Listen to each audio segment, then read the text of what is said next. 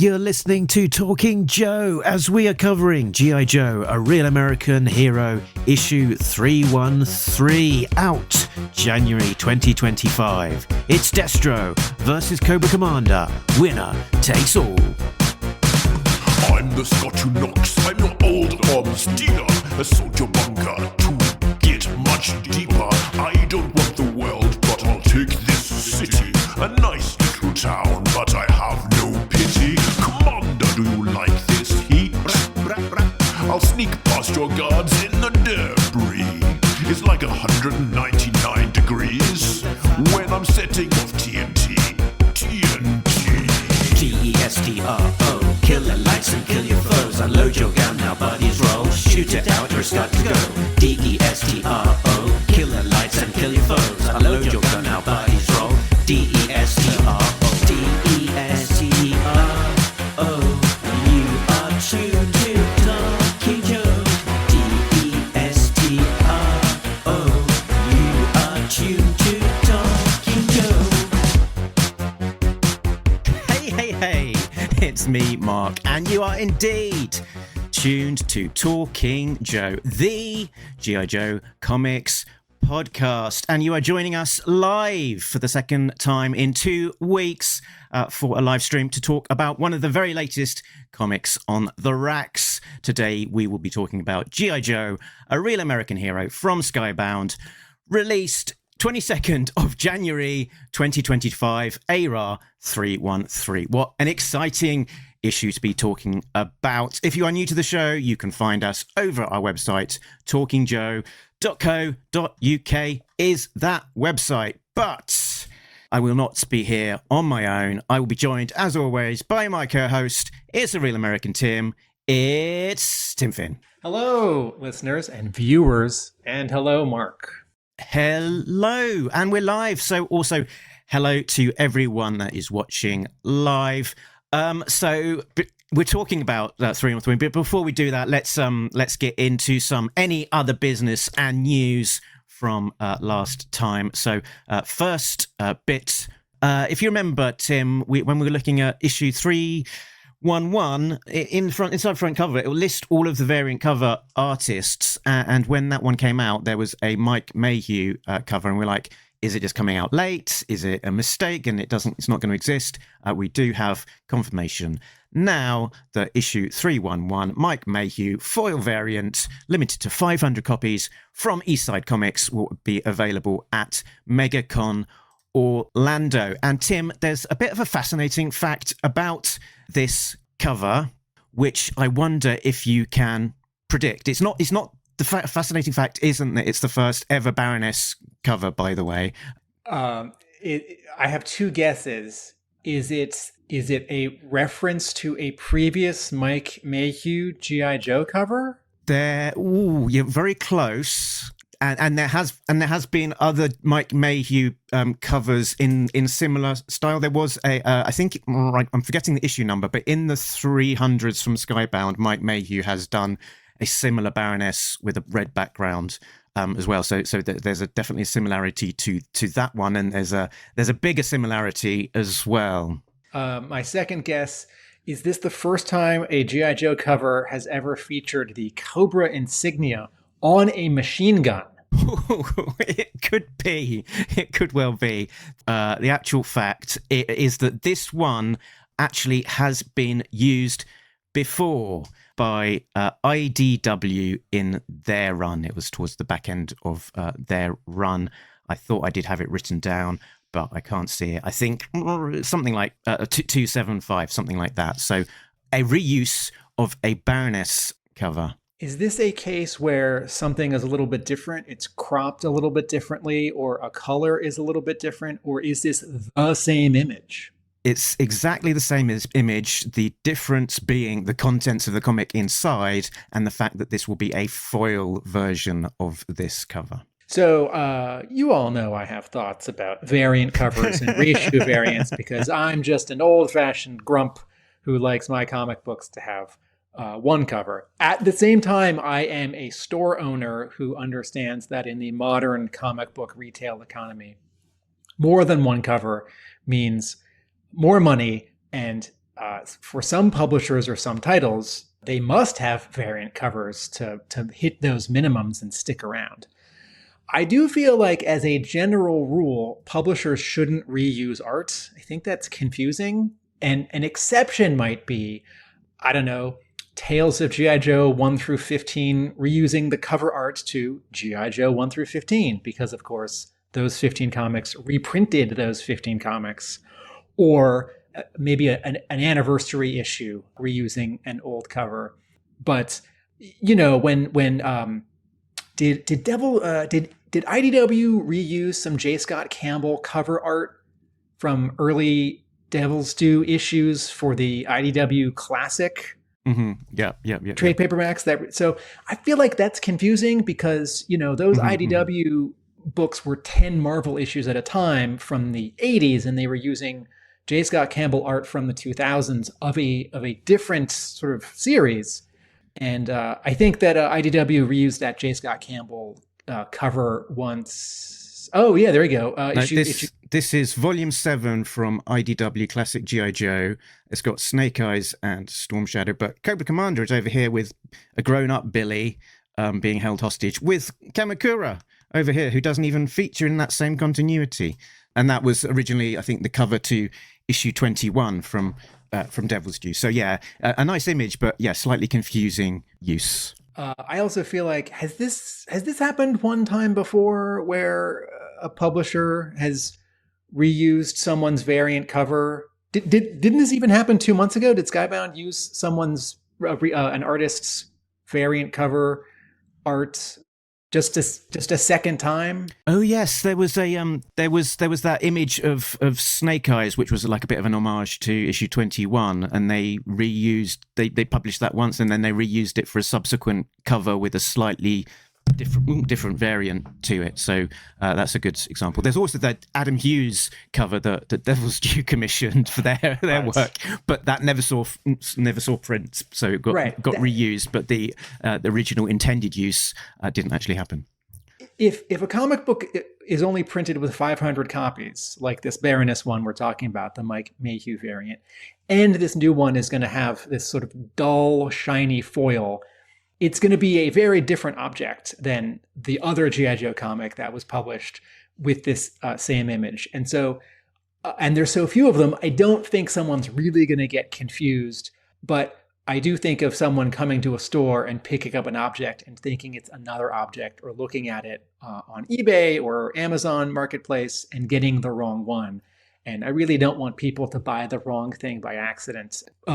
This reminds me of, as a teacher, it was an unspoken rule of mine until I put it in the syllabus, that you can't double up on homework.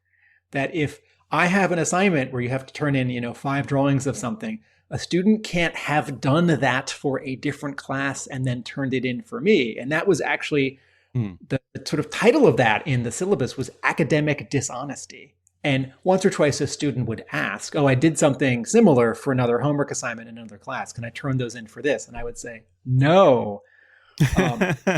So I would like artists to, like where John Royal was using an existing pinup or commission, and he added to it, and then that became a variant cover for IDW. I think that's okay. I generally think publishers and artists shouldn't be reusing stuff when it's so precisely the same. Or with our previous example, it's sort of, it's like if you buy a Star Trek The Next Generation DVD box set and it's got a picture of Kirk and Spock on the front, that's confusing, Kamakura. Okay, what other news? Now can my mind be blown by the news?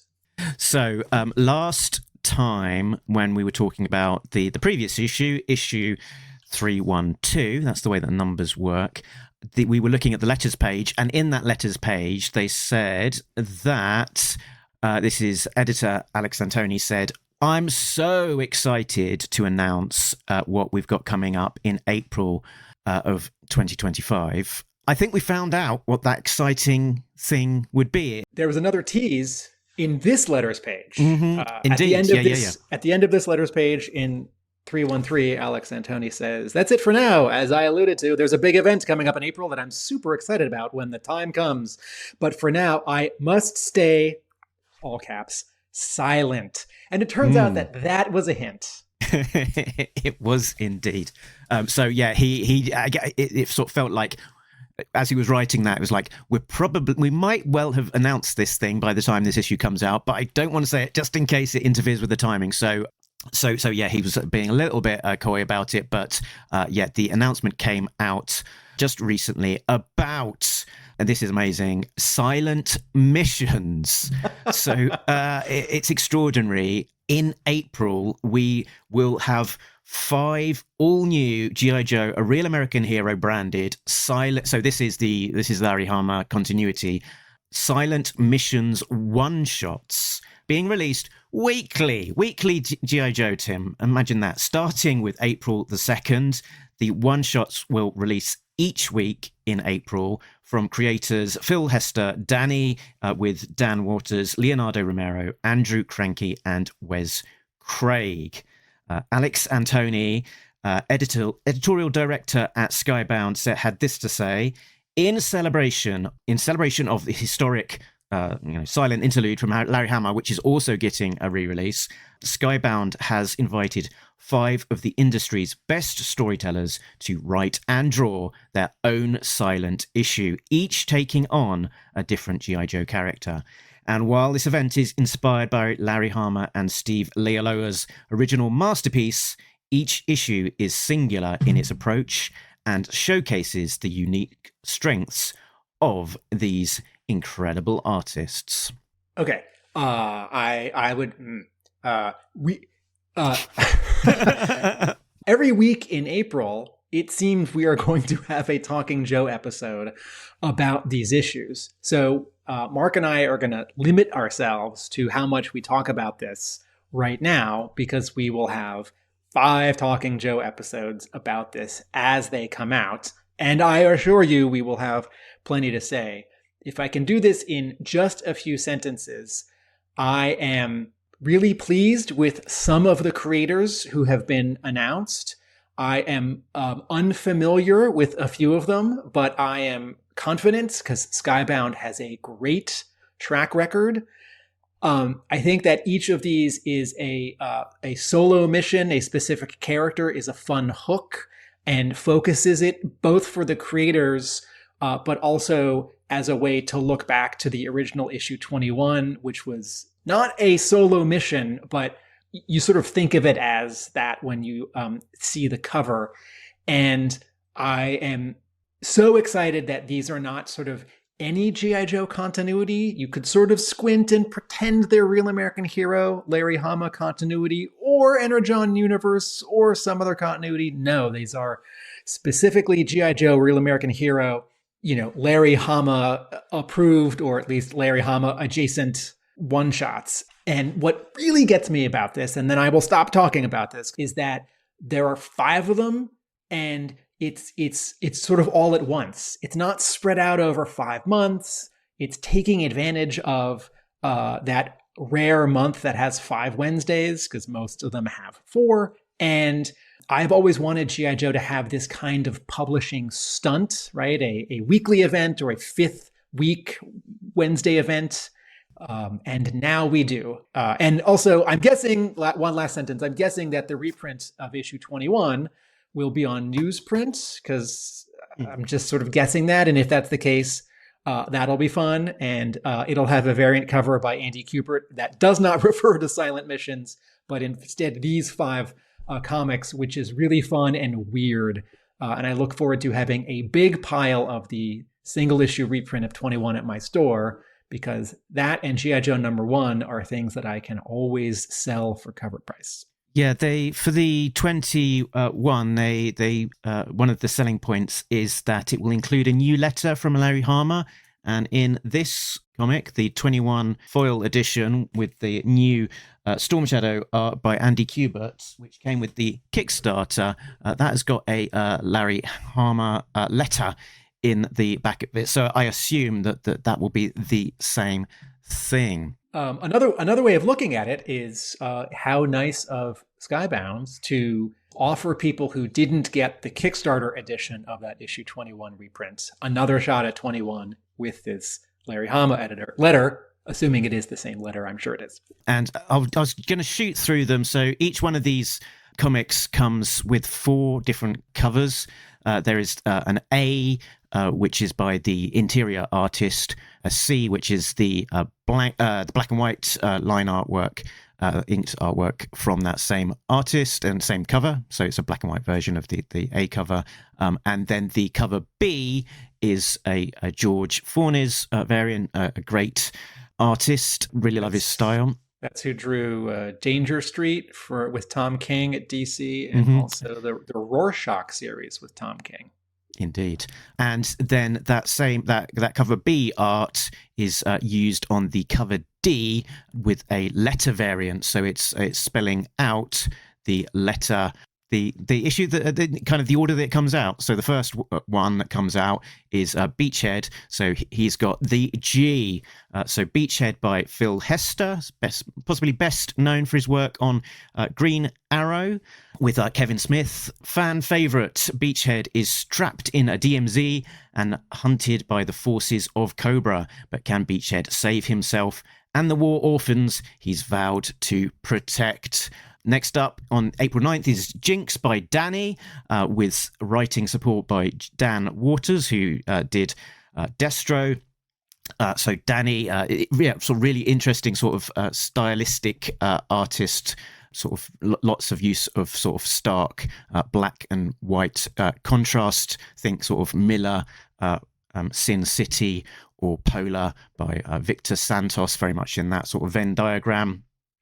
It sounds really interesting. The G.I. Joe Ninja Jinx is in the most dangerous mission of her life. She has 20 seconds and 20 pages of real-time action to escape a Cobra base on a snowy mountain of death. So implying that each one of these pages is going to have a duration of 1 second. So really interesting concept there. Next up, April 16th, Spirit by Leonardo Romero, who's doing some great work on Birds of Prey at DC Comics with Kelly Thompson.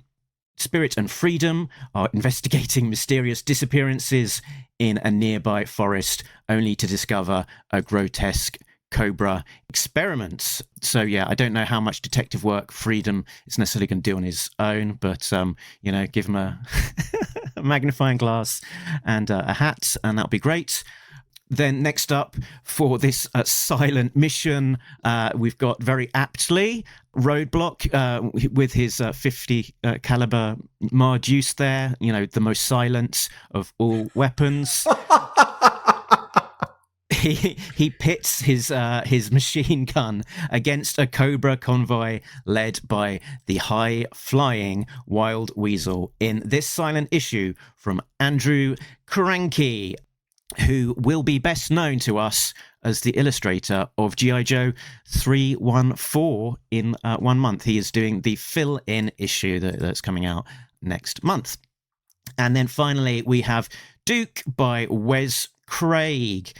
Wes Craig, well known for, I think, Kaya is his current title, and Deadly Class, written by Rick Remender, which is a great book. I don't have the picture to hand, but if you search for Wes Craig G.I. Joe, prior to this announcement here, the piece of artwork that you would find would be on Comic Art Fans, being a Cobra Commander illustration that was commissioned from Wes Craig by my brother. So again, sort of leading the charge on sort of trying to find some cool new artists and getting them to draw G.I. Joe for the first time. So in this issue, Duke is trekking through a Cobra-infested terrain to find his target, a traitor who has joined the enemy. Can Duke do the unthinkable to complete his mission? So some eagle-eyed people who saw this press release and all of these images noticed that if you count up Duke's fingers, he has 5 fingers, which would be all very well and good if he also didn't have a thumb to go along with those as well. So unfortunately, he did have an extra finger in that. But Diana has called out that it has been noticed, and will be corrected on the final printed version of this. It's actually the first 2 pages of the issue, just a silent scene of surgery, removing an extra finger. I have some sympathy for an artist who draws this error because sometimes you are drawing and you are just so focused on the moment, the thing in front of you, the actual mark you're making, that you draw like a 13-foot person next to a 6-foot tall person, and then you sort of look at it later and you think, oh, that person's out of scale, right? Or an extra finger. And as we'll get to when we talk about this issue in April, not the first time a comics artist has drawn this many fingers on a hand on a cover of a comic book. Mm-hmm. So fun tease, right? Trivia, folks. What comic from the 90s had a similar art decision? Okay, now we're talking about 313? We are. This is coming to us from the creative team of writer Larry Hama, artist Chris Mooneyham, colorist Francesco Segala with Sabrina del Grosso, letterer Pat Brousseau, editor Alex Antone, publication design, Jillian Crabb, production design, Richard Mercado, and creative consultant, someone who is lingering in the chat, Diana Davis. Thanks. Nice to have you join us, Diana, today. So a bit of insight here. There was much head slapping around Skybound that day, the day that they found the extra finger. It's an artist who's over delivering, he's just going the extra mile, the extra finger. in this very comic, not in this issue, but in the previous issue, there were mutated cobras with, claw hands and weird tusks for jaws. So, an extra finger on a Joe, sort of in continuity. Yeah, I like to think that I sometimes give the comics creators the benefit of the doubt until proved otherwise, and then the gears were making me think, could this be intentional? Could it be that there's like a bizarro Duke, like a clone Duke, and it's so obvious, and then we're being, we're sort of looking at the cover. Maybe the most astute of us notice the extra finger, and we think, "Ha! It's they've done something wrong. I'm cleverer than you are." But inside, the rug is pulled back, and it's revealed that this was the tell that this not all was well with Duke. But all right. The last thing that we'll say about this cover, and then we really will talk about 313. In a previous episode, I talked about how sometimes I look at a comic and I think, if I was going to buy a page from this issue, what page would I buy? Well, maybe the splash page or the final page or the big full page in the middle. And then I think, no, what's sort of the less expected page, right? So if that Duke cover was drawn on Bristol, and if that Duke cover is getting redrawn entirely on a different piece of Bristol, oh, what a piece of art it would be to own that first one. Although maybe it's just going to be a correction in Photoshop. Okay, covers? Let's have a look at the covers in the gallery.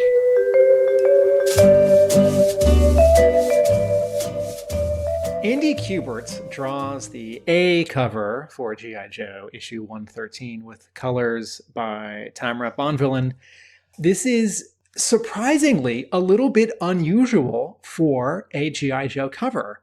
A lot of G.I. Joe covers involve characters 2/3 or full body in a movement, like running with vehicles or blasting, firing their weapons. And there are fewer G.I. Joe covers with 2 characters just grappling. And I feel like this is the kind of cover that you'd get from a Captain America comic book or a Spider-Man comic book or a Hulk comic book.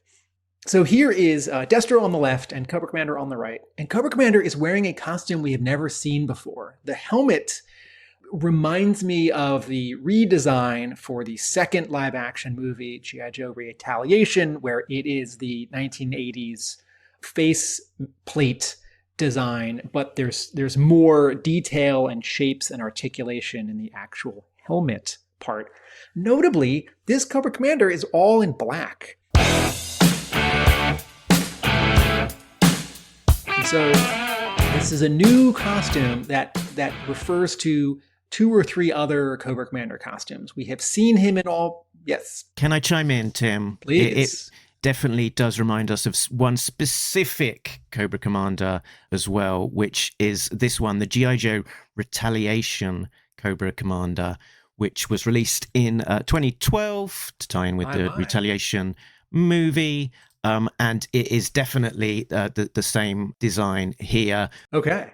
Albeit that when it's drawn, it's, he's maybe bulked out a little bit. But yeah, the design of the helmet, even there's a kind of a Y indentation in his visor, which exists in both the toy and the way that it appears on the page, but also this bandolier that you can see coming across from left down to bottom right and so on. Is part of this that the toys that were released for those movies did not match the costumes as they were in the movies because the toys were made in advance and were based on concept art, or maybe not based on concept art. So am I correct in saying this costume on this cover refers to that toy, but not directly the costume in the movie? That would be my understanding, yeah. Okay, so Destro and Cobra Commander are grappling here. Cobra Commander has I had another one, which is that here's one grappling cover, which is close up, which is G.I. Joe issue 77, where Lady J and Sabrina are grappling. By Ron Wagner during the wrapping up the Cobra Civil War. Okay, Diana Davis says, it's the toy. Yeah, I get to have fun sometimes when they ask me ideas for new ideas. Okay. Thank you, Diana.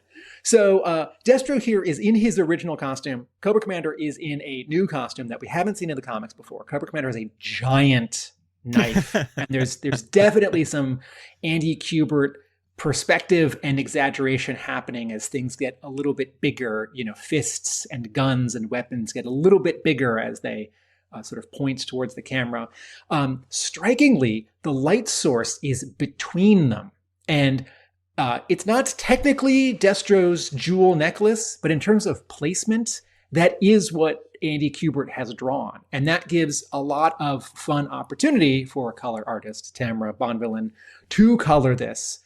This is one of those cases where the lighting doesn't make sense in a physical, literal sense, but it doesn't matter because it's just fun and dramatic, and it is eye-catching. The black and white version of this, cover B, is particularly striking. And I realized when I looked at this, except for that Ron Wagner exception that you thought of just now, Mark, what this really reminds me of is a Jack Kirby Thor cover from 1966, where Thor and Hercules are grappling and they each have a weapon. It's a different cover, right? We're a little bit further away from them. There's a background with buildings and people and space, whereas this is Destro and Cobra Commander in front of a wall that's maybe a little bit damaged or cracking. So this is not a cover swipe or homage, but it is a cover that reminds me of other covers.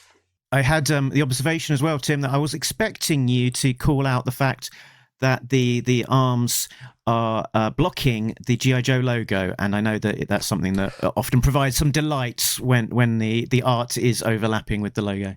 Very good. Thank you. So during the IDW run, either because IDW didn't want to, didn't ask, or Hasbro said no, but there were lots of times during IDW's 150 issues of G.I. Joe where something on the top of the cover should definitely be in front of the logo, and it wasn't, over and over and over and over. And I thought, come on, we see this on magazines all the time and comic books, and if you see GI and a star and some other letters and then red, white, and blue stripes, you know it's G.I. Joe. I'll meet you more than halfway. Put that thing in front of the cover. So thank you to Andy Kubert for drawing something in front of the cover. And thank you to editorial and Hasbro for letting this fly. Oh, hey, there's another. Okay, so here's Mark's put up an example of a cover to Marvel issue 16 from 1983, where Destro once again is grappling with, this time it's Hawk. But this feels like a very different kind of cover because we're much further away. We see full body. They are on a vehicle, and there's a lot more background. Also, there's story here because while Hawk is busy, Cobra Commander is about to shoot him in the back of the head So my sense of drama and worry here is much more heightened, whereas 313 is much more reduced and bold and in my face.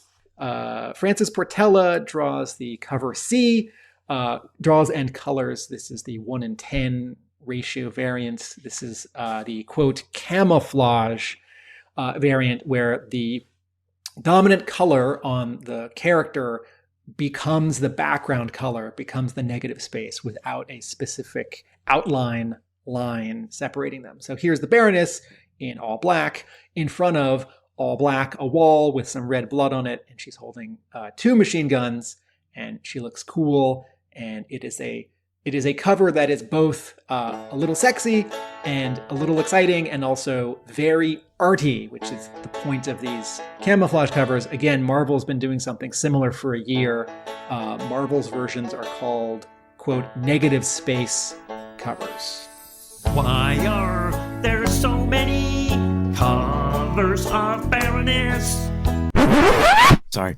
Yeah, for those of you wondering what this banjo is, Mark many years ago made a jingle with this very funny song about how there are lots of Baroness covers. I think the joke really is that there are lots of Baroness variant covers, particularly where she's just standing there.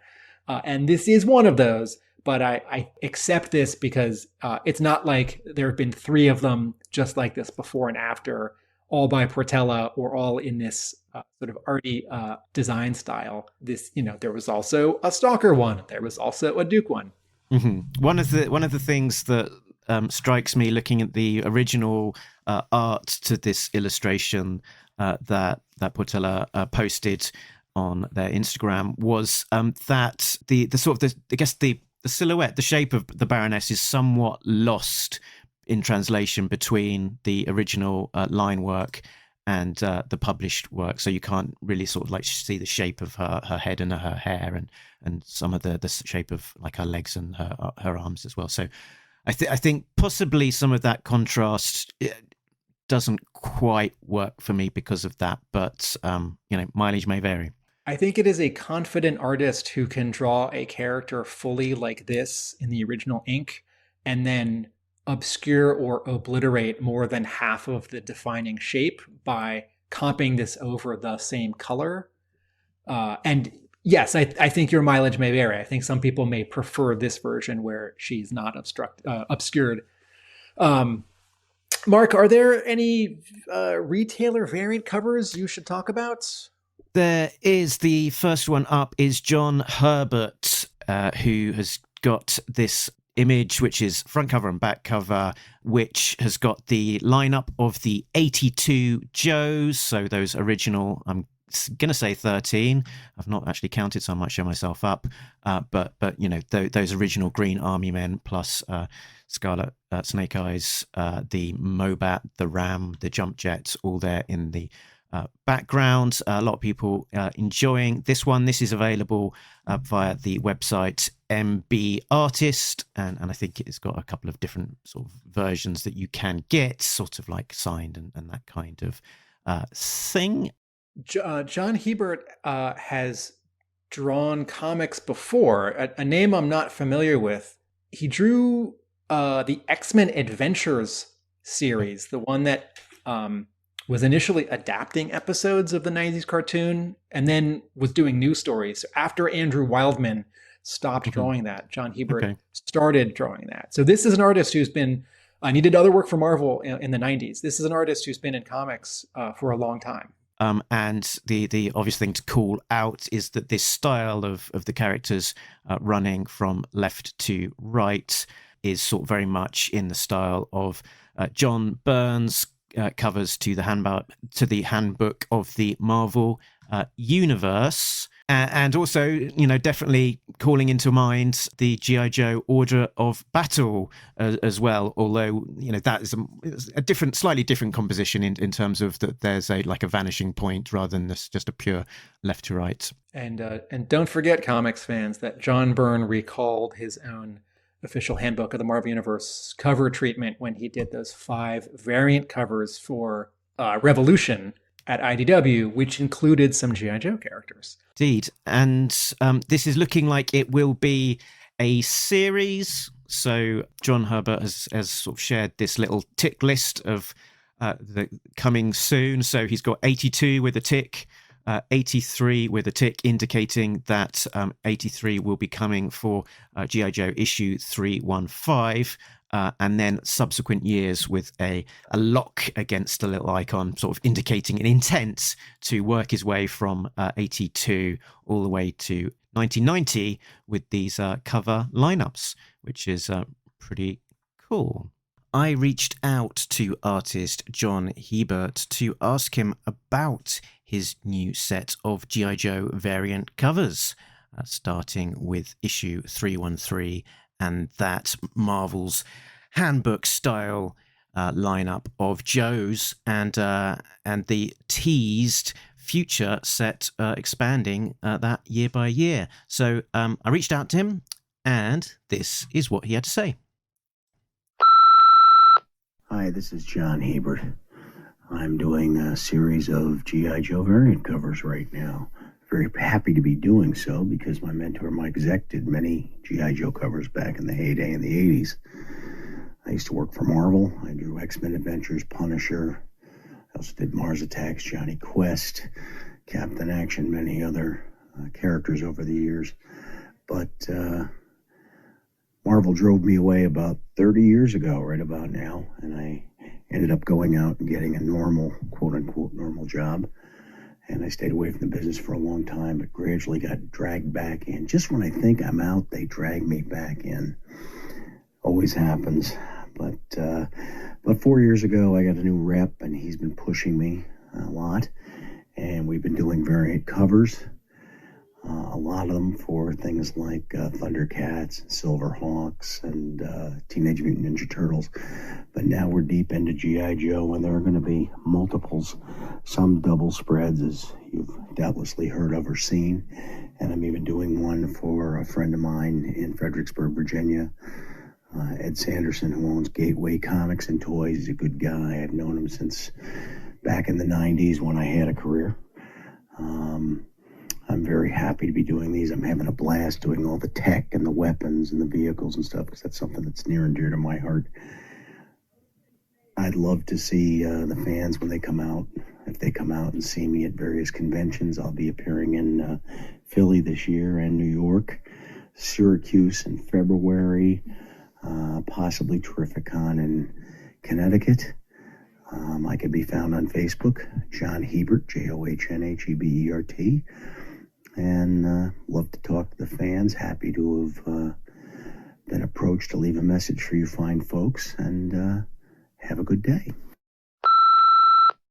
Then next up we have John Jiang, who's done quite a few variant covers at this point. This one for 313 is of a Storm Shadow variant from Eastside Comics, which will be a MegaCon Orlando exclusive. So quite a cool image there of Storm Shadow in that very distinctive John Jiang style. And this is intended to be a bit of a companion piece to a previous image of Snake Eyes, which was a issue 310 New York Comic Con exclusive from East Side as well. If you're listening and not watching, this Storm Shadow pose is he's about to shoot an arrow at you from his bow. He's mostly in white, and the background is all in white, and his pose is quite taut. He's really flexing those stomach muscles. So there is one more variant as per the inside front cover, which is Clayton Crane. Now he often announces his covers a little bit later than everyone else, so we haven't yet seen this cover. If I were a betting man, I think we might find out about it next week, and then it going on sale on his website this time next week. But I could be wrong. It could be that it's being saved up for a convention or some such. So one more cover that we've not yet seen that will be unlocked in the future. So let's dig in properly to the issue itself. Plot breakdown. At the Springfield Community Center, Destro makes a solo assault on Cobra Commander's underground bunker as the ninjas and dreadnoks wait outside. Cobra Commander dons his new improved battle armor in his bunker, while outside, Destro makes short work of the defending Heat and Alley Vipers. Destro detonates a pile of explosives, breaching the bunker door. Entering the bunker, Destro and Cobra Commander go mano a mano in hand-to-hand combat until Cobra Commander suddenly freezes, the battery to his suit drained.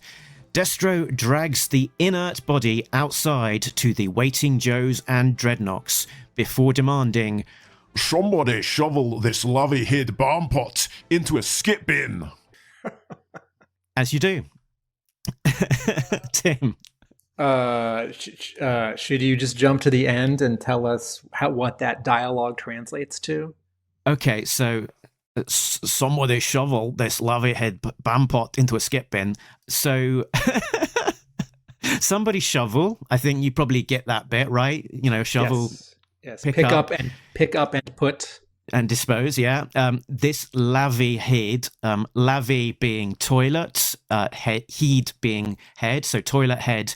Bampot, basically idiot, into a skip bin. So skip is like a giant bin that you would have outside a property while it's being like renovated, and you're like dumping in all of the rubbish. So it's like a massive metallic trash can thing. Somebody throw Cobra Commander the stupid toilet head into a giant bin. Trash can. Time to take out the trash. Okay, so now that we've talked about the final panel, Shane says, I'm fan casting Mark to play Destro in the next movie or cartoon. I'm going to aim much lower, Shane, and I'm just going to hope that at a convention in the next year or two, there's some kind of script and people have to read different parts, and whether or not there are professional voice actors there, some convention attendees get to do some of the dialogue, and my vote is Mark does Destro. Come on, okay. Oh, okay. Mark, what is your broad strokes, top-down reaction to this issue? Because it is a very different kind of issue than the previous issue. Yeah, I mean, there's some similarities between this and the previous issue in terms of the straightforwardness of the plot. It's focused on primarily one A plot, being like, and particularly it being a big confrontation between Destro and one of the big Cobra bad guys, one of the Cobra leaders. And so last time round, Serpentor and Destro was a key focus of the issue, taking up much of the real estate. This time round, it's Destro versus Cobra Commander. So there's some similarities there.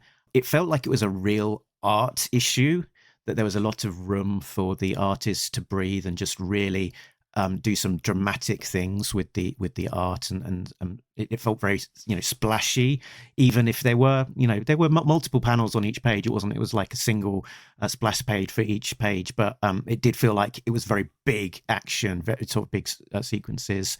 Yeah, and literally all A plots. Often for Hama, you get these juggling of multiple kind of plot points at any given time, sort of flipping back to the pit, what's happening over with Dawn's submission, all of these kind of things. Here it's very much Destro is a man on a mission and he's doing that. You've got the Joes and Dreadnoks waiting outside, but very much observers and sort of just flicking to them in basically the same space, and similarly you're flicking to Cobra Commander, but it's in basically the same places as well. So a very focused issue with some amazing art, really sort of gritty, atmospheric, big action sequences.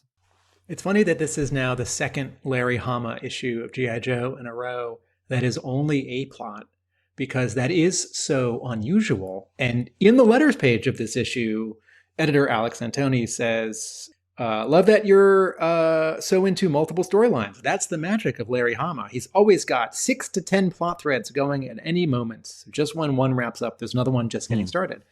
And these two issues are the uncommon exception to that. My reaction is similar. the previous issue felt denser, that there was more that happened.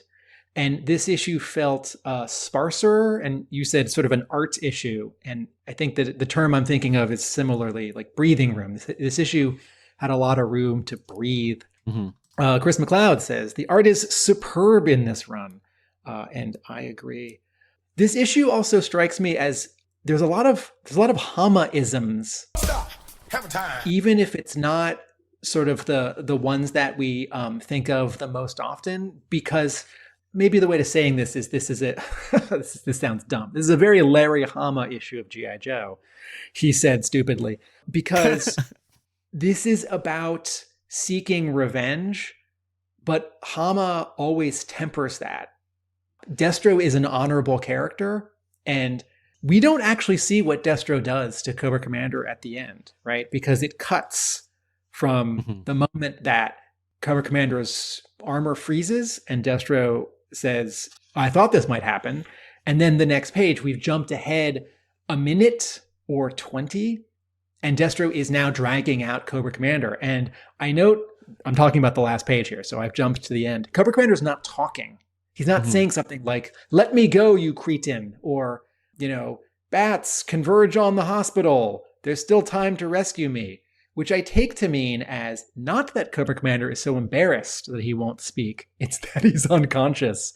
And so I think Destro punched him a few times when he was already down, but Hama's either not going to show us that because he's run out of pages and it's gratuitous, or because it's sort of more delicious for us to imagine that Destro has had this revenge on Cobra Commander for insulting him and harming the Baroness. And so you get the fight, of course, but you don't get the denouement.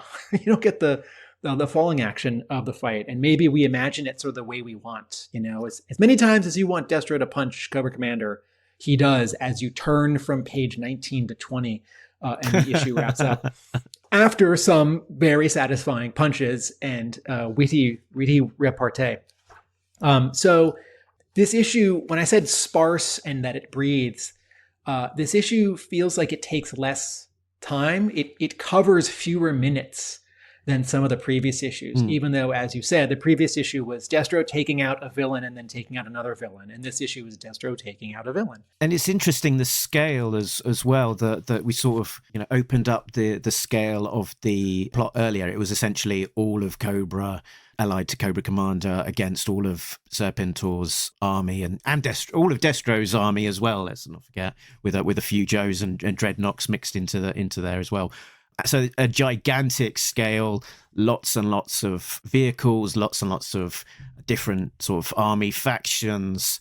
And we even, in a previous issue, noted that there's probably a record-breaking number of Cobra vehicles that were seen in that particular issue, because there was so much going on, including in the vehicle space. And essentially that has now been boiled down to a one-on-one conclusion between Destro and Cobra Commander, fighting it out. So it's gone from this giant scale down to a much more personal kind of confrontation. And stories are often more impactful and meaningful when it comes down to the individual stories of specific characters.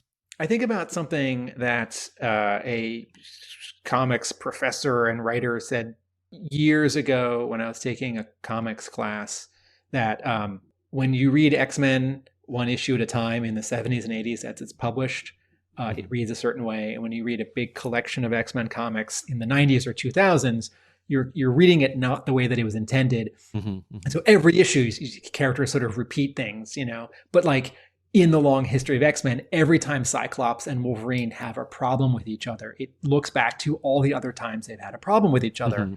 And Destro and Cobra Commander have had problems with each other. There was that time that Cobra Commander put a bounty on Destro's head. And I don't think this is the last time that they're going to have a problem with each other. But this one does feel definitive and final in a way. Although, based on something in the letters page, it's like, oh, is Cobra Commander going to get away? Or, well, there's a fill-in issue next month. When we get back to the storyline, is Destro going to be like, wait, he snuck out of the trash bin? Yeah, and I was going to say, like, there's a fill-in issue next month, but I don't know that we should necessarily read too much into that we kind of got a definitive end to this story, and we've got fill-in issue, and that's the beginning of a new arc, or there'll be a new arc that begins with 3115. I'm very much expecting 315 to pick up from where we are, and the fill-in issue is just a consequence of timing of when the issue that will be 315 could actually be ready and be produced. So it's more of a palette cleansing inventory issued is my expectation,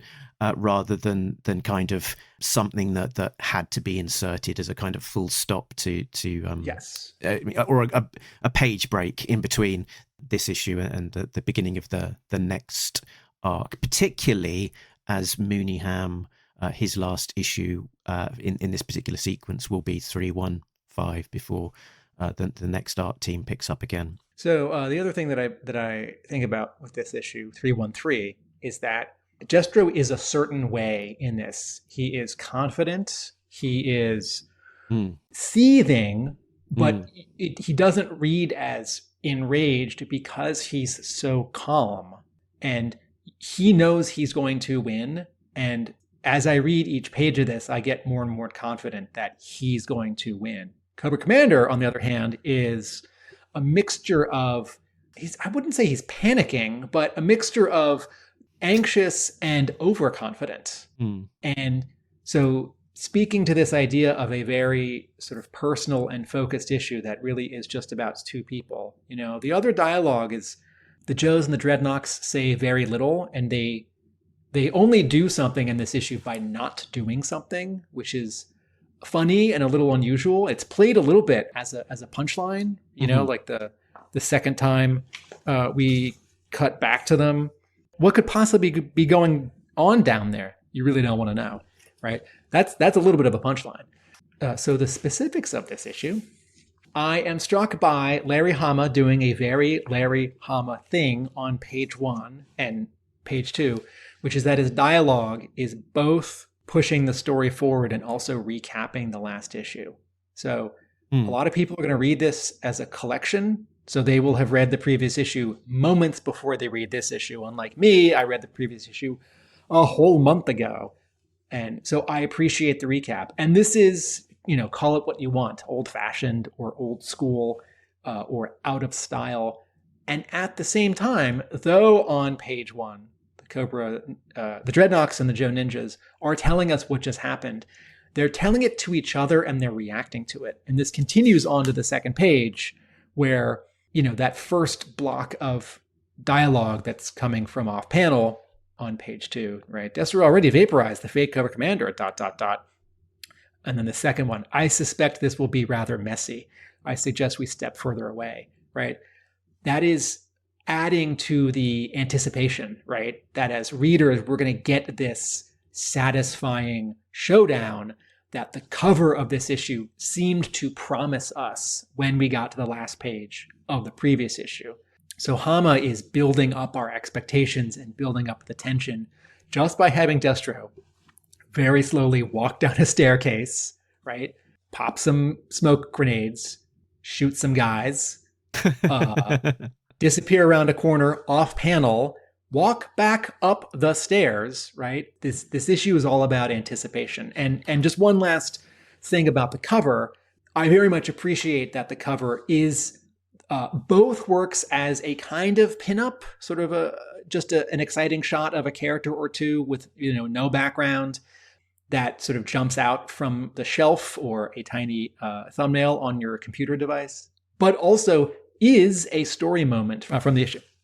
On page 3, Mark, what's a Caledonian? So a Caledonian may have like a more precise definition to it, but it may be as generic as Scottish.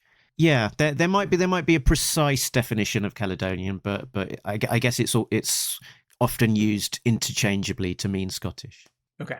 All right. So something else happens on page 3 that I like. The Techno Viper mentions this new costume for Cobra Commander to wear, and I get all excited because the cover seemed to promise a new costume, right? Mm-hmm. I was thinking, wait, they wouldn't have let Andy Kubert just make up his own thing that's not going to show up in the issue, or they wouldn't have had Tamara Bonvillain color this the wrong way and it doesn't correspond to the issue. Oh, cool, he's getting a new costume.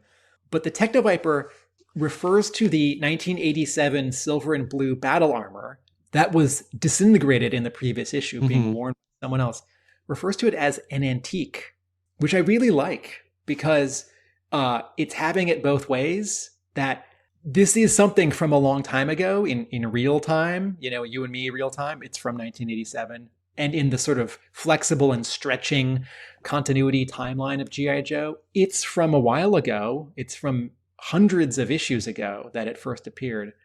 But it's also a recognition that, technology moves at an accelerated pace. And so if Cobra and Mars are making new and better equipment, it might be better and better faster than it used to be.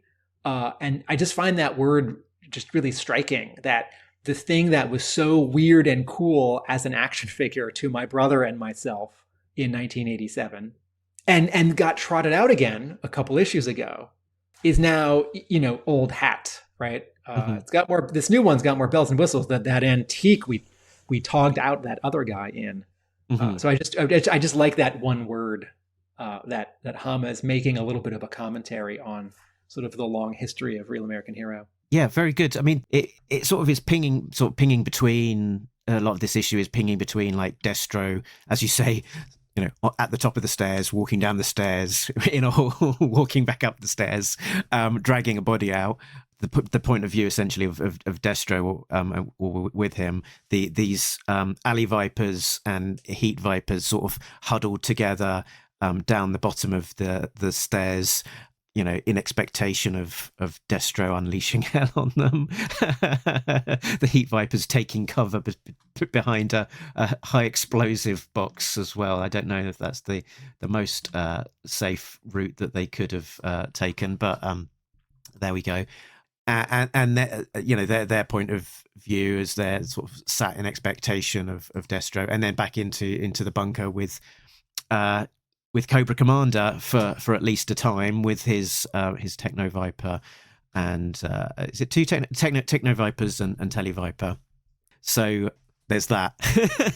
So it's just ping ponging between these different three different views, and really sort of building up, I guess, the tension and the anticipation that it could have been very, that whole sequence, it takes up quite a few pages. It could have been very easily shortened, but I think they really make best use of it, sort of building up to that moment where Destro takes out these 6 defenders, and it's quite an impactful and pretty spectacular page as well. I really, a favorite page for me out of this issue, probably that one.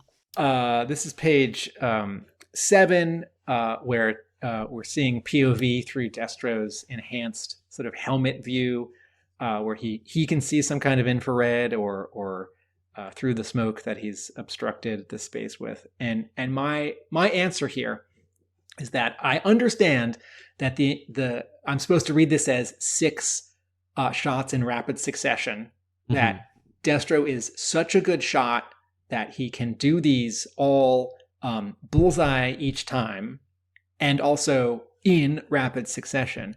But I couldn't help but wonder, when any kind of Viper is taken out so easily, I don't want to read stories where Vipers kill a lot of Joes, because the Joes are the best. But I also think, well, aren't all the Vipers kind of the best too? Well, maybe Cobra is overextended and rushes a bunch of the Night Vipers or Range Vipers through their training, right? Or, maybe the CGs are the best of them. And anyway, I read this page and I thought, okay, well, surely these like well-armored, well-trained troops with really powerful weapons, if I'm sitting with 5 other guys and I hear four bullets go off, I might just start firing my rocket launcher blindly. And so I imagine a slightly different version of this story where after 3 or 4 of these guys gets taken out by Destro, the 5th and 6th one do start firing blindly, and maybe they don't injure Destro, and maybe they only slow him down, and he still does take them out, right? So this might just be Hama being efficient and also really laying it on thick with how much better Destro is than these Alley and Heat Vipers.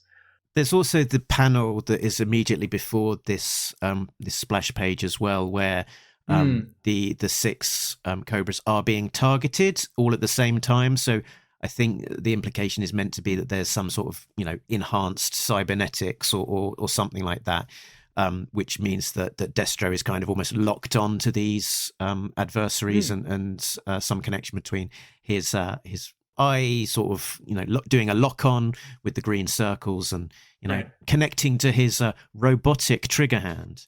I am going to mention his robot hands in a minute.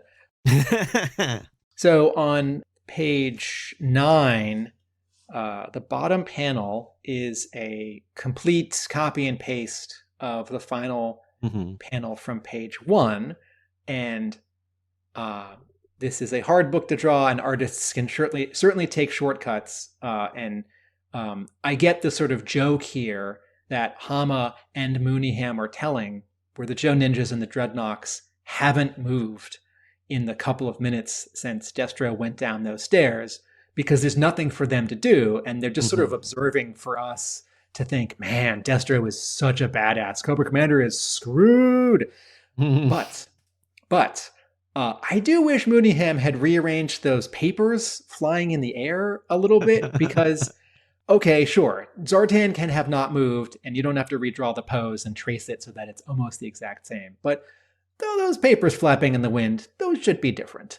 Now, if I'm going to be hard on Mooneyham for that, I will be complimentary for something else. Besides the whole issue looking wonderful, I really love the first panel of the entire comic book on page 1, and I really appreciate some very clear staging of characters in places, like the first panel of page 1 and the first panel of page 2 and the first panel of page 3, where Mooneyham is pulling the camera back and drawing in either a 3-point perspective or kind of a cheated 3-point perspective that's effectively 2-point perspective.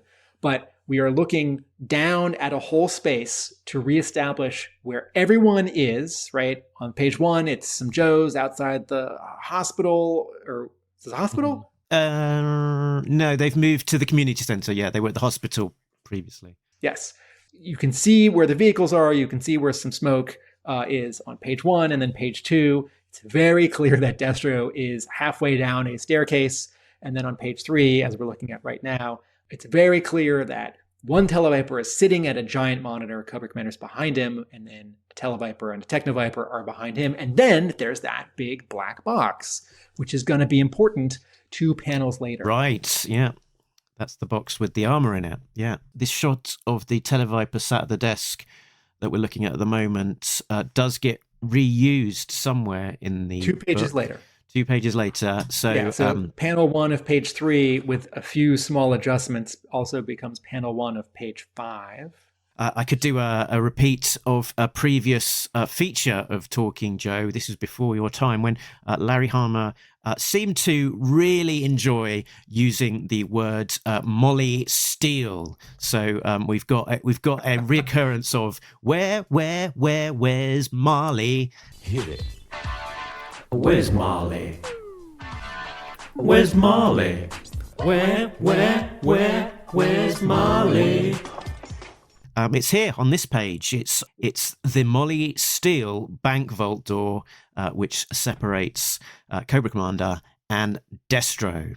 This was the page that I thought of as sort of the most Hama time and Hama-isms, where all the stuff that Cobra Commander says in those 3 word balloons in the final panel is Hama both being accurate to sort of what Destro's tech might be, but also Hama likes this stuff. And so he gets to have fun with it. That sort of, as writer of this book, he feels like you either need to do your research or invent stuff that could work, or both. And then he also likes doing this. Hama is interested in gear and how things work and, weaponry. And he's writing this comic with lots of gear and weaponry. And so there's going to be several word balloons where a character talks about their technical and armament capability, and then another character talks about theirs, and they do some comparisons. And Like I know that I do this a lot. You don't get this kind of dialogue so much in an X-Men comic, not so often in Punisher comics, although maybe in Punisher Armory, right? Where Punisher Frank Castle has this interior monologue about like a very specific weapon that takes up, a whole page of a pinup of like a drawing of a gun on a desk with a mug of coffee. So that's another way in which this issue feels very much like it breathes, because Hama's just giving. Here's a vague comparison. Mooneyham is certainly keeping track of where people are as they move through space in this issue. But as we've said, there are fewer elements that are moving.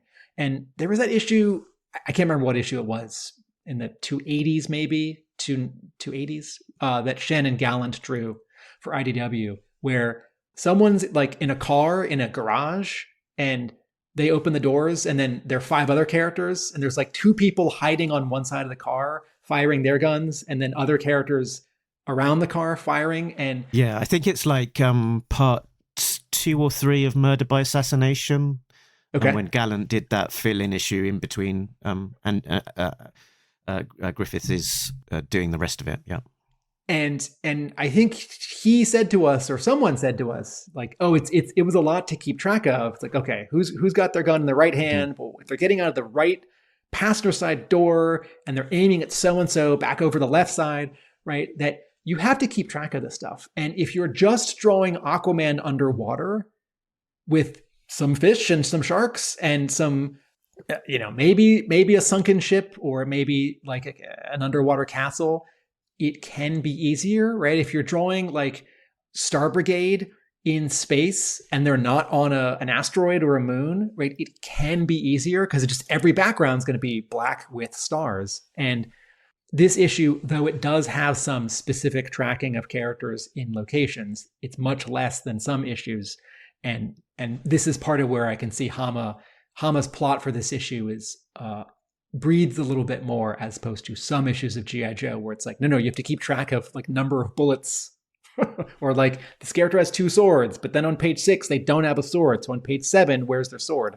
It's funny, Tim, you sort of talking about the backgrounds and stuff. And one of the features of this issue is a lot of like lots of atmospheric blacks and smoke and, I think atmospheric is a really good term for it. And as well, you've kind of got all of this sort of, night vision and sort of body heat tracking as well that's going on.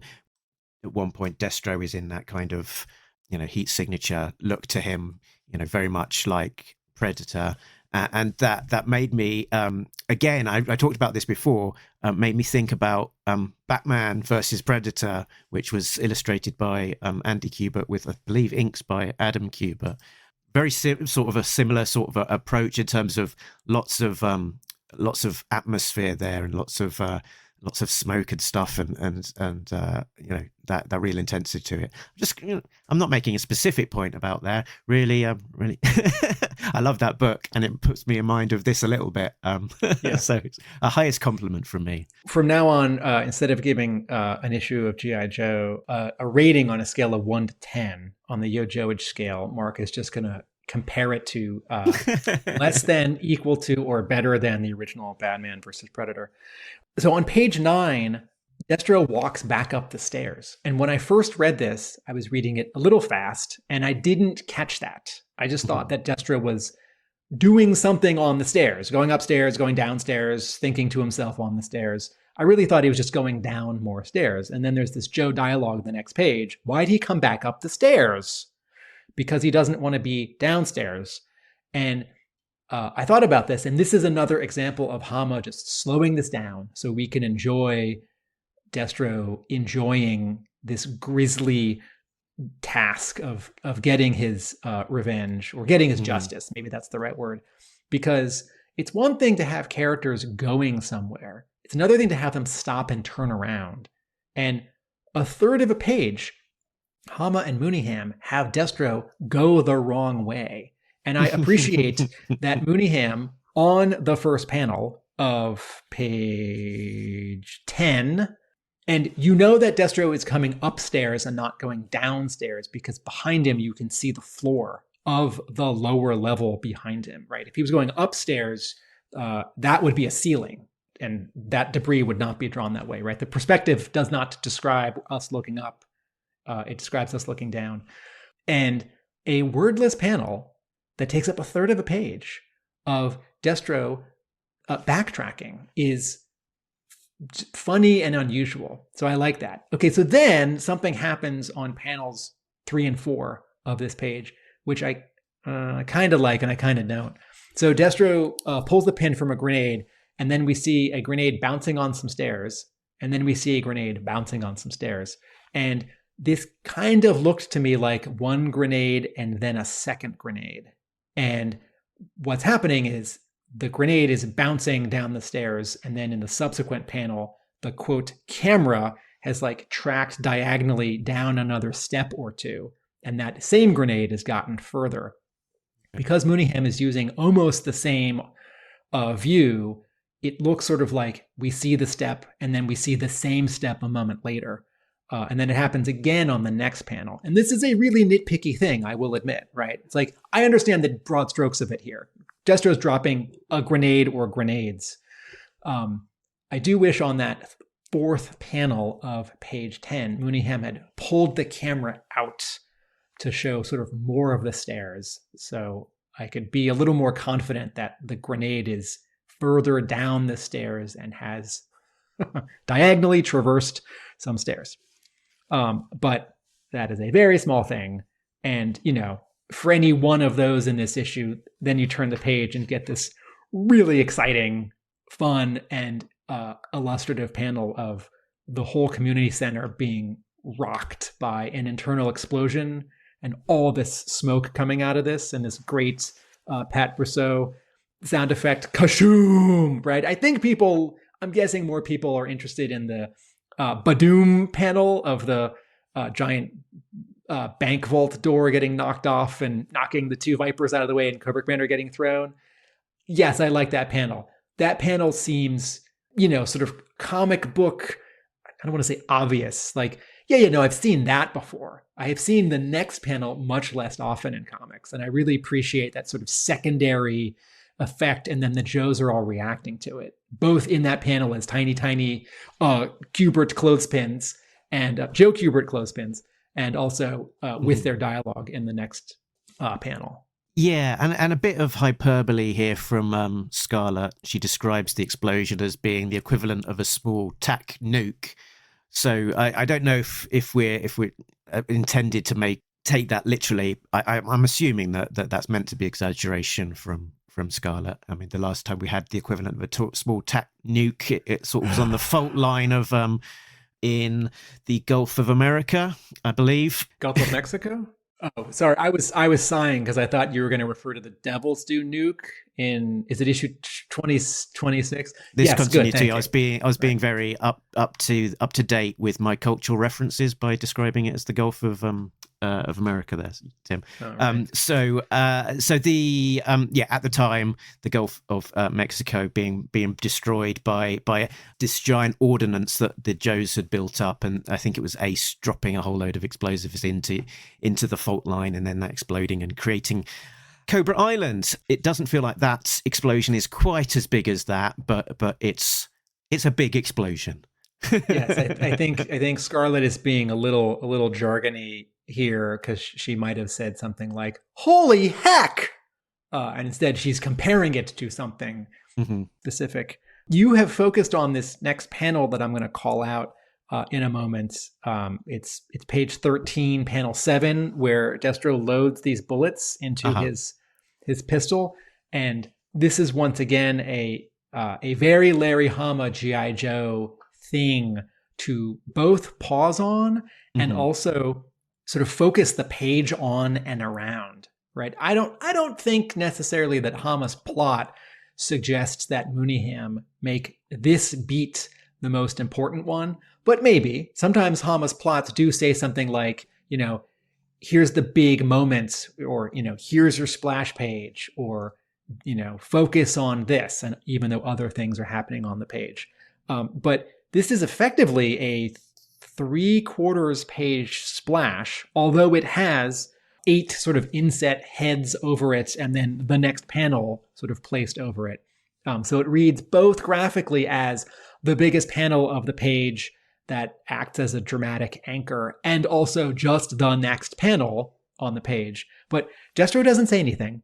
He's just standing there for us to see in a cool pose, but it's not unrealistic. You would actually stand, this is not like a splash page that reminds you of a cover in some Image comic in 1993, and that does not move the story forward, right? This is Destro standing there reloading his weapon, but Hama is being specific because, this is, I'm guessing, specific ordnance. Is that the right word? Specific bullets to fire at Cobra Commander's armor.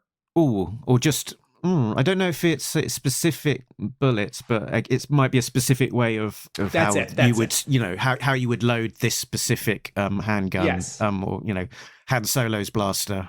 I bet that Hama's plot directs Mooneyham to draw Destro inserting these bullets a specific way, and not the way that it's like, oh, doesn't the clip go in the bottom? Mm-hmm. Certain weapons are loaded from the side or from the top, and it's entirely possible that with this plot, Hama included a photo of either this kind of gun being loaded or a very similar gun being loaded, because he wants his artist to get it right. That is important to Hama for himself and also for the readers who know the difference. And then there's the actual fight, and I was a little surprised, because when we talked about this fight that we thought was coming in our last episode, I had assumed that sort of all of the issue would be the fight. But in fact, 13 of these pages, 14 of these pages, right? The fight that we see on the cover, the Destro Cobra Commander fight, is only 6 pages, which is a lot for a G.I. Joe comic, right? But sort of considering where I thought it's like, oh, okay, Hama spent a lot of time getting to this point. And then it's, bash, bash, bash, bash. Then it's rock'em sock'em terrorists. I was getting distracted, Tim, because I was looking at how the loading mechanism for a Mauser, which is, as we suspected, it is very much based on what actually happens. So let's see there. So that is how you load a Mauser from the top. Like what the picture said, essentially. Yeah, those are some big bullets. And it's got the mechanism pulled back, towards the grip end of the pistol. So again, you can see that sort of in the art. So very specific kind of reference, getting that accurate. Mark, what do you think of this new Cobra Commander battle armor? I think it's cool. I think it's nice to kind of inject something new and referencing back to something like a toy that is seldom or has never been used before, and maybe not having to be completely faithful to its original intent, but doing something different. So I don't think there was necessarily anything in that original design which said that it had to be a battle armor. So by just repurposing it as the latest battle armor and having a reason for Cobra Commander to be, wearing something different, it sort of injects that kind of, difference and fun and sort of calling back to a toy that's not been seen in the comics before. So yeah, I really dig that kind of stuff when we're getting that kind of thing sort of being injected into the book instead of just reconstituting stuff that we've seen before, because there's such a rich, deep sort of well that can be. I don't know if that's a good metaphor. You have a rich and you can have a deep well, but yeah, there's so much that can be drawn from G.I. Joe's history that it seems like a waste not to. While I'm musing on what I think of this costume, Greg and there we go. Diana says Larry sends lots of reference images of particular firearms and vehicles he specifically asks for with his plots. While I'm musing about this Cobra Commander costume, Diana, if you're allowed, and Shane and Greg and the full force do chime in, what do you think of this Cobra Commander costume in this issue? So I like it. I like that it's black, because I feel like Cobra Commander, it's fun when every few years he goes from one blue to another blue to silver to black. And this has happened. And I guess issue 313 is the next time. I think it's awesome that it's based on a toy. And very, very specifically, it just is that toy, right? As you said, I don't think Mooneyham doesn't really seem to have changed anything. And Diana says, I like it. I do feel that if it's going to be called battle armor, is it the Mark 9? I do wish that it either had some other visual that to me said armor. Because what I definitely see is cloth. Now, I will believe that in the world of G.I. Joe, you can have cloth that is armored, right? If you've seen season 1 of Daredevil on Netflix and now Disney Plus, right? Wilson Fisk has just jackets that have armor in them. And certainly, I believe that whatever Destro's wearing in this issue is sort of more armored than the shirt I'm wearing right now. But I do wish it doesn't have to look anything like his 80s silver and blue battle armor. But I do wish that something of this had more, plating or like gauntlets or something. And you could also sort of do a shorthand for that if you changed some of the colors, if it was like this black tunic, but a little bit of the detailing at his collar was, I don't know, silver or gray. That's a small nitpick. It's still really exciting to see Cobra Commander with a new old costume. And I like that it gets called out, that he and the Techno Viper sort of announce it. And then you get this Cobra Commander personality bit where he says, hurry up and dress me. Because we know that Hama thinks of Cobra Commander as a very certain, kind of smart and aggrandizing character. As a counterpoint to what you were saying, I think, I'm okay with like the armor being like an underplating with cloth over the top of it. And sort of on that final panel, you do get kind of a bit more of a hint of there being something underneath that Cobra Commander's got tears in his trousers. And there's this kind of exposed kind of circuitry underneath. Diana sort of calls out that modern armor tends to be less Star Warsy these days. So I guess, maybe, you can accept that something is a sleeker under armor rather than a more Star Brigade bulky armor. That's fair. Chris from the Full Force chimes in. I'm a fan and recognized the design as soon as I saw it, but I had to check myself because there were so many black Cobra Commanders with a similar battle helmet. That's true. There's been a few black Cobra Commanders over the time. And echoing my thoughts, I love it when forgotten or never used designs get repurposed in these ways.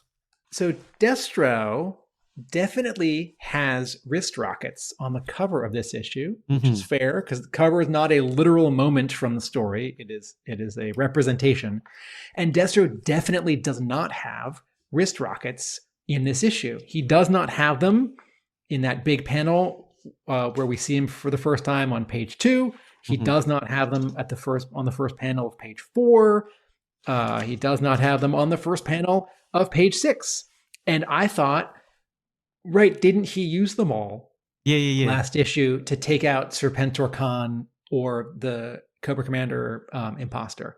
Yeah. And I appreciated two things about that. One, if we were counting rockets correctly, he really is out, and Hama and Mooneyham are keeping track of that.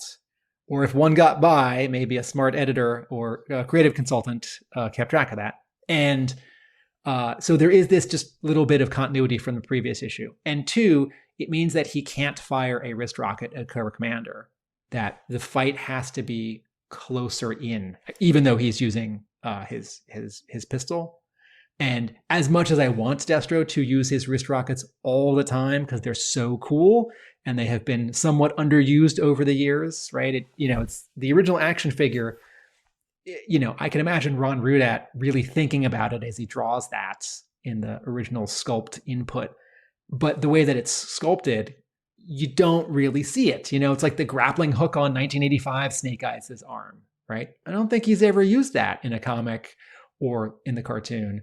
But I certainly saw it as a kid, and my brother and I sort of used it in our imaginations. It's not an articulated piece. We just sort of mimed it with our index fingers. And so again, just for this issue being so personal between just these two characters, I noticed and appreciated Destro having no wrist rockets. Hmm. Speaking of page 17, where Destro has no wrist rockets, I am convinced that Destro does have his robot hands or his cybernetically enhanced replacement hands, which we talked about this last issue that happened around IDW 260, right? He lost his hands. And when he was fighting the Blue Ninja AI head robot spider thing. And because on page 17, Destro picks up a 3-bay filing cabinet. Right. And I'm just going to assume it's full. And folks, I have a 2-bay filing cabinet. And when it's full, I really don't want to lift it up. It makes me so grumpy. And so Destro is strong, yes, and comic book heroes and villains are exaggerated in how big you draw them and how strong they are. But I decided that whether Hama quite remembers it or not, Destro must have his enhanced robot hands to be able to not just pick up, but hurl this very heavy filing cabinet. I know they also make kind of plastic filing cabinets, but I'm just going to assume that this is an old-fashioned metal one. Yeah, and he's also punching Cobra, a battle-suited Cobra Commander wearing a helmet and a mask with his fists. So if his hands are robotic without nerve endings in the end of his knuckles, then that would make sense as well. That you can punch harder because your fist is made out of metal, but also you're not going to be feeling it as well. So that punch to the face with Cobra Commander recoiling from that punch makes more sense with the robotic hands as well. Leave this panel up for a second. Was it Greg or was it Shane who said patang is a great sound effect? Greg, thanks, Greg.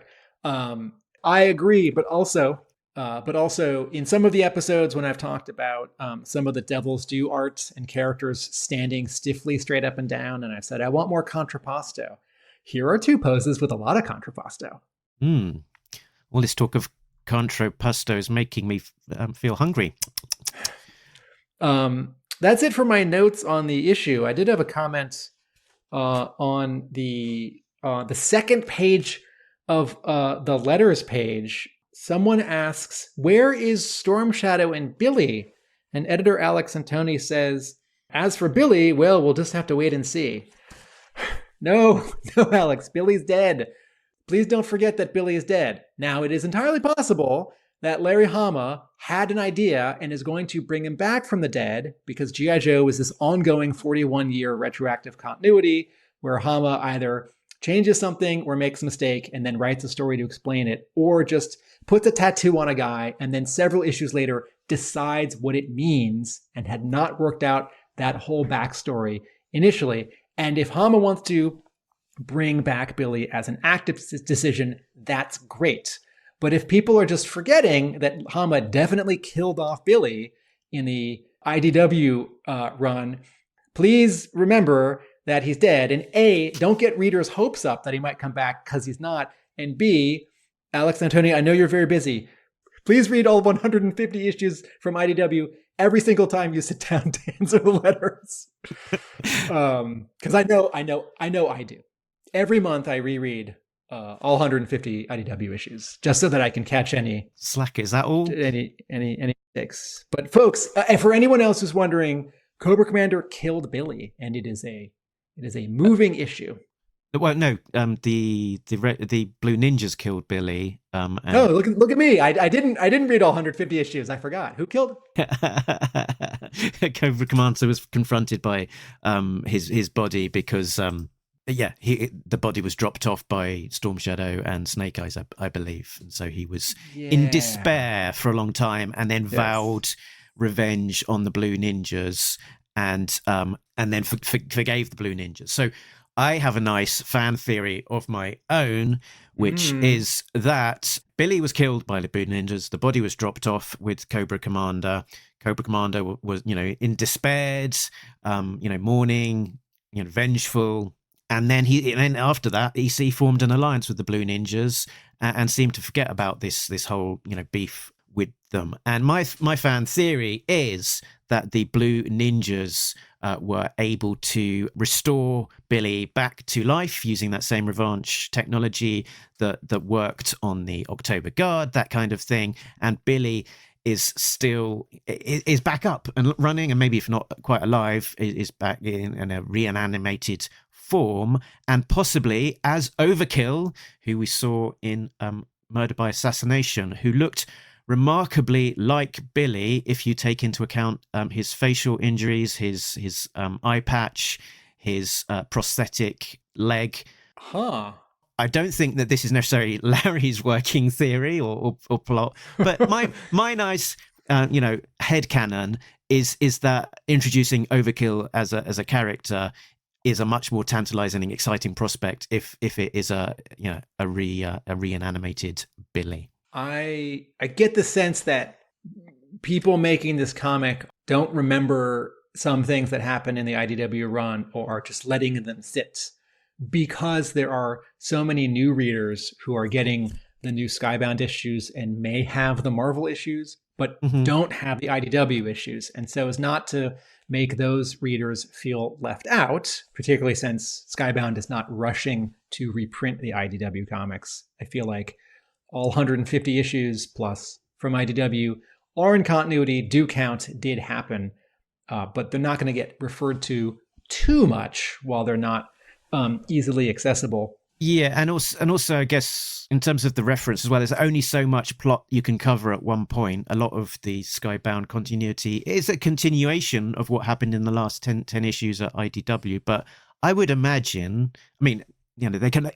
My point is that they can only do so much at one given time. You can't show all 400 G.I. Joe characters every issue. So I would imagine that Hama would like to get back to some of his newer characters that he introduced, like Sherlock, etc., as space allows, once they've got breathing room to allow a plot that where he can do that.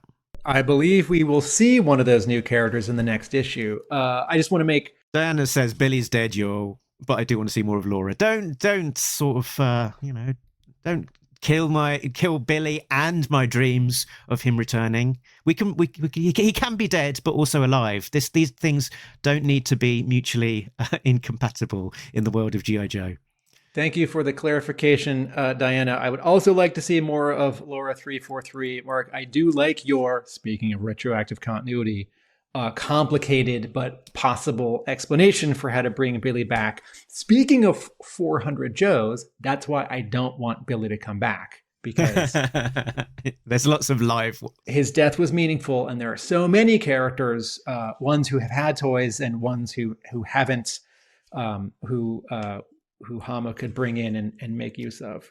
Can I sort of turn to a slightly different topic, which is like a high level thought on the ramifications of this particular issue, that in terms of Cobra and where Cobra is at, we've for a long time we've had sort of three main Cobras. We've had Cobra Commander as the leader. We've had Dr. Mindbender as his second in command for virtually the entire IDW run. And then more recently, we've had Serpentor Khan as the newer introduced head Cobra, who's obviously been in charge of his own faction. And across those, Dr. Mindbender is mutated and has been captured by the Joes, and was last seen on the back of a Zodiac raft going back to in the Gulf of Mexico, in the Gulf of America, and then the Serpentor Khan was destroyed by Destro last issue, blown up to bits. So I think that's the last that we've seen of him, and possibly the last we've seen of his army as well. I get the sense that maybe most of the invading forces, most of his army, moved across from Cobra Island into Springfield and has pretty much been, wiped out by this point. So it might be the last that we've seen of his mutants. And then in terms of Cobra Commander, he's been, thrashed by Destro, thrown into a skip, and it's looking like he might be a prisoner of somebody's when we next see him. So for Cobra, they're sort of looking somewhat headless. Another way of phrasing this is, who are the Joes gonna fight in 2 issues? So, maybe some Dreadnoks. There's always a reason for Zartan and the Dreadnoks to change their mind and have a problem with the Joes. Maybe Hama has some, non-toy characters in mind to introduce for a little while, a corrupt foreign government head of state. Maybe we're going to go back to Alcabra. Maybe half of the next issue after the fill-in, it's going to be a couple of Joes back at home talking to their families. You bring up a good point. Maybe there's going to be a power vacuum at the top of Cobra, and there'll be, similar to the death of Cobra Commander in the IDW continuity. Maybe there'll be a fight for the leadership amongst some of the next level down. Maybe like Tomax and Zaymot will make a return, and Cesspool and all of these other characters that we've not seen in a little while, who sort of want to step up. Is this when I finally get my Gristle appearance in the Real American Hero continuity? It would be fun to make a list. Here's your homework, Mark, for this week on Facebook or a month from now on Talking Joe.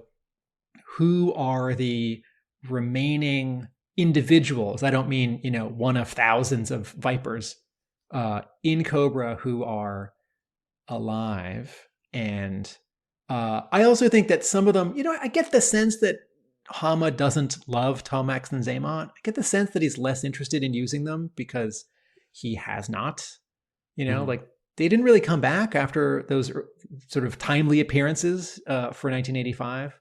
I don't remember if they're in the Cobra Civil War, but I don't remember them coming back.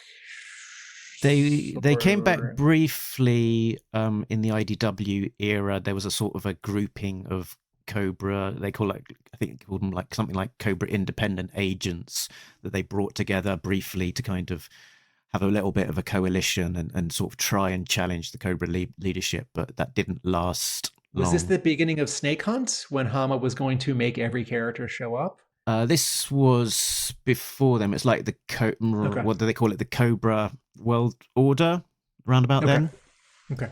Cobra World Order was between was it 220 and 226 roughly? Maybe. Or 219, right? Because the prelude happens between 218 and 219. I finally memorized that fact. Okay, so you bring up an interesting question. Who are the Joes going to fight? What's going to happen with Cobra? And I also get the sense that since there are no mutated, that's the term we're using. We're not really saying they're zombies anymore. Cobra people under Serpentor Khan, and Serpentor Khan is gone. There are none of them in this issue. And I don't think there were a lot in the previous issue. I mean, Serpentor Khan was technically a mutant, but he didn't talk about needing to eat human flesh or anything.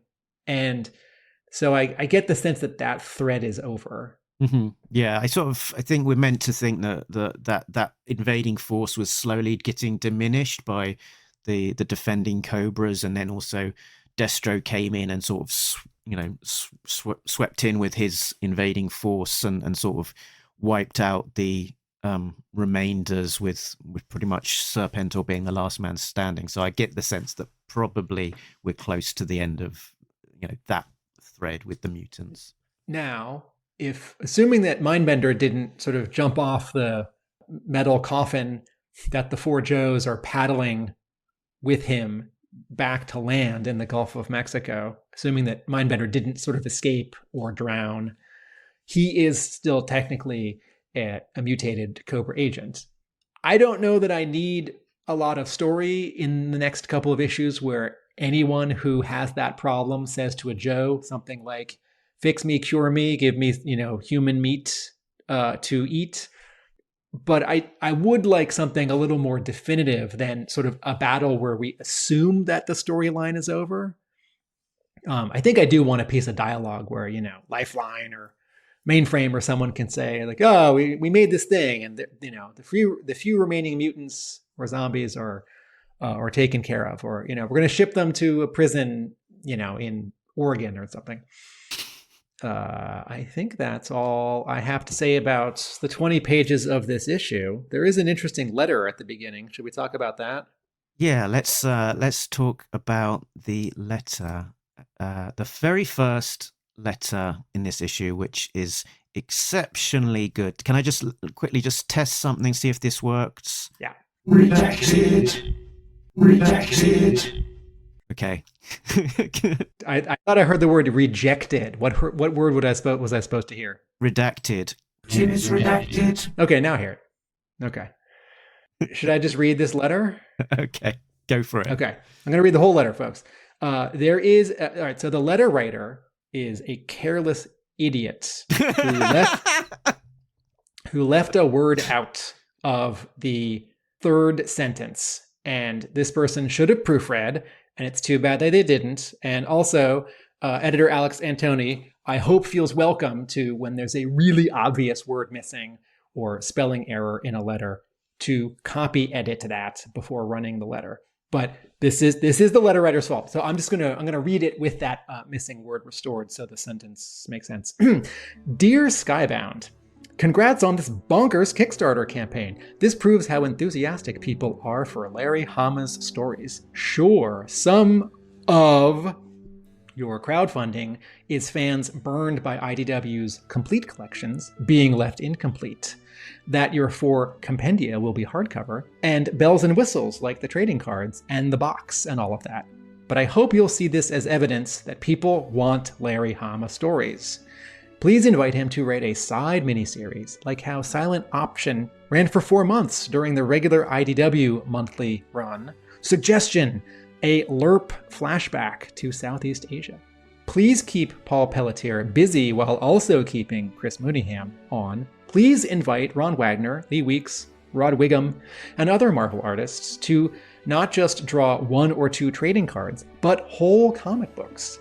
Please double up Hama and run ARAH bi-weekly. Please plan for a double-sized yearbook or special. And Redacted.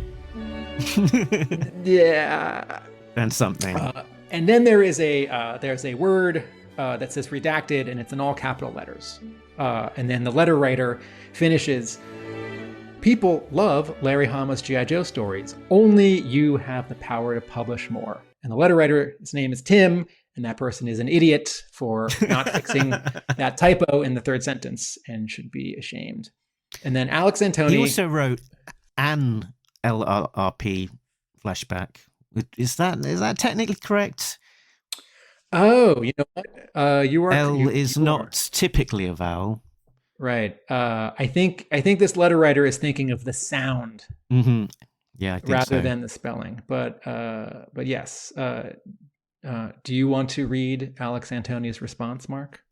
Yeah, he says, "Yo, Tim, I don't know where you're getting information from, sucker, but I had to redact something from your original letter because it was too sensitive to publish. My word, I will find that leak and I will destroy them. But in all seriousness, thank you for the kind words, and we agree. Larry is writing as many ARAH issues as he can handle at the moment, and we have..." I have to keep on going, don't I? "And Yes. we have plans to continue to deliver even more amazing ARAH stories to you, all blessed by the man himself. In fact, there's a special event coming up in April that you talked about for ages at the beginning of this episode that may or may not be announced by the time that this gets published. So keep an eye out, sucker."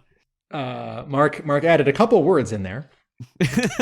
So Alex Antone does not refer specifically to what the special event in April is, but he does say that there's a special event coming in April, and as our listeners know from the first 20 minutes of this episode, the thing that's happening in April is 5 more G.I. Joe comics, quote, blessed by the man himself, unquote, Larry Hama. So, again, we'll talk about silent missions more in April as they are published, but I agree with this letter writer that one Larry Hama G.I. Joe comic a month isn't enough. You know what this letter writer didn't mention, which I think deserves another mention from all letter writers? No more skip months. And in fact, Silent Missions is a kind of skip month because there will be no Larry Hama G.I. Joe comic that month. We assume. No, it's true. We've just seen the solicits. No, there's not going to be an ARAH numbered issue in April.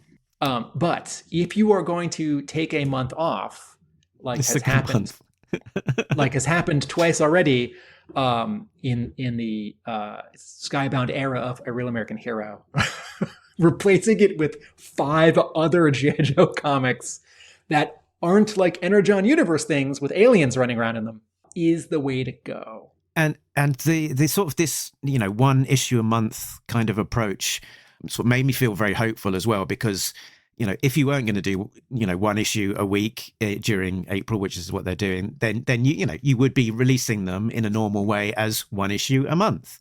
And I'm hoping that the reason that they don't want to do that is because in those other months, they want to be creating other G.I. Joe comics.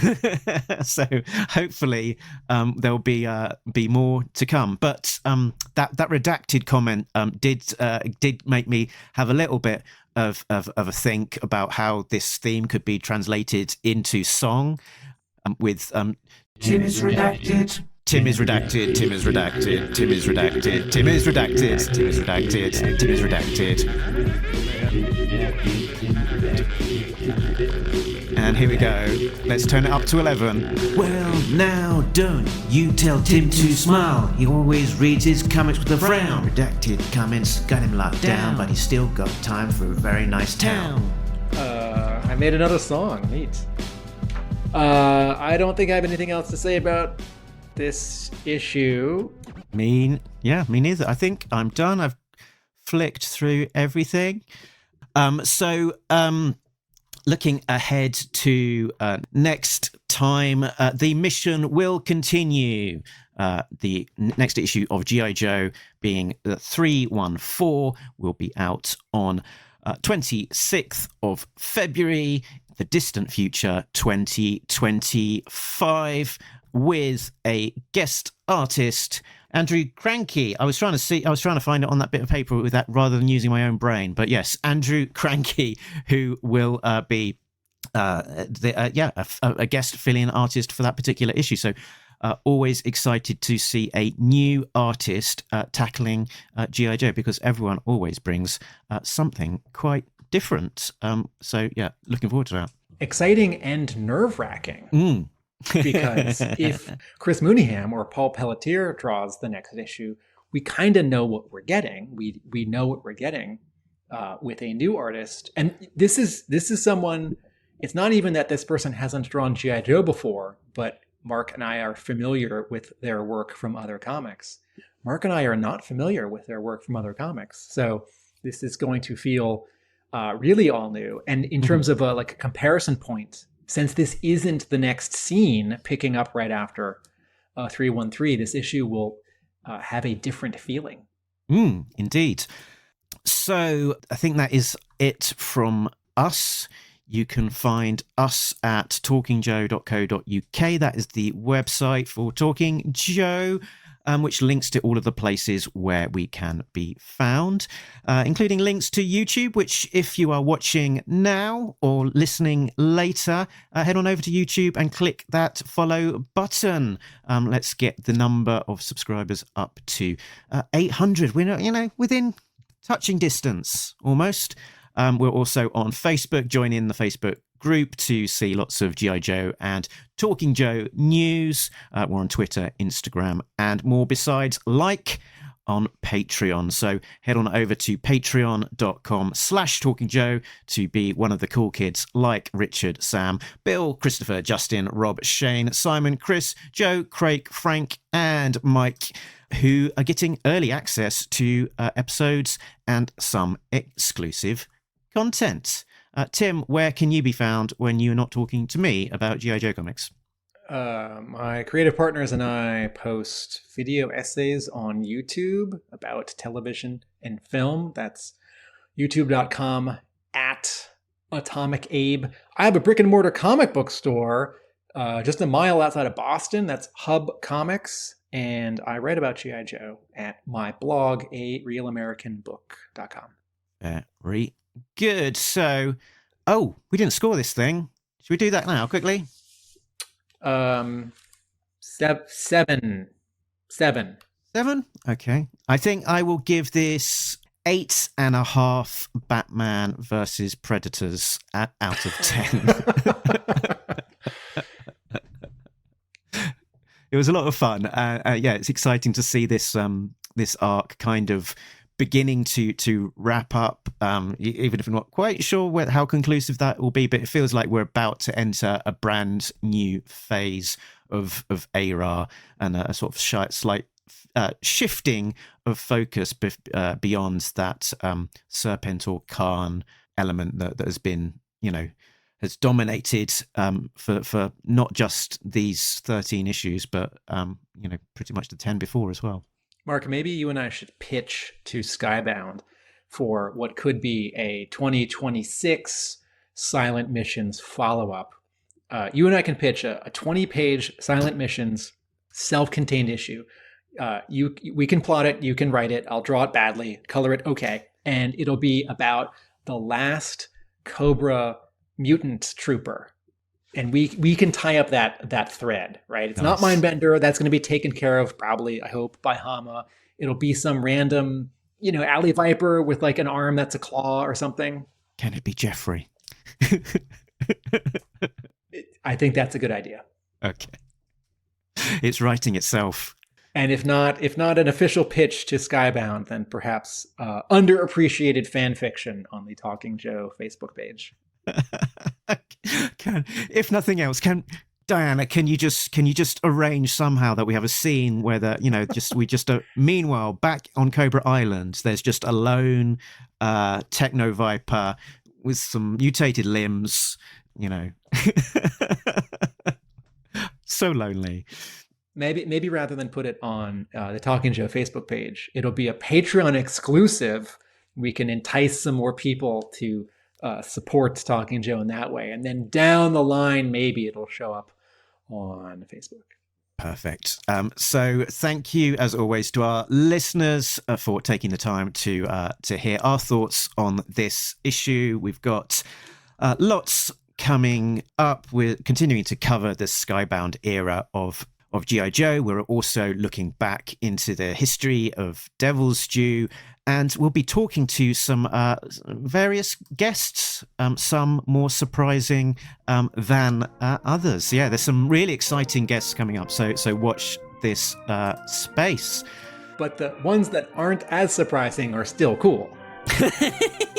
Yes, everyone's cool, but some more unexpected than others.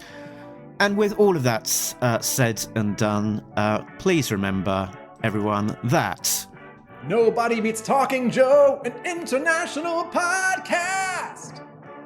Laters!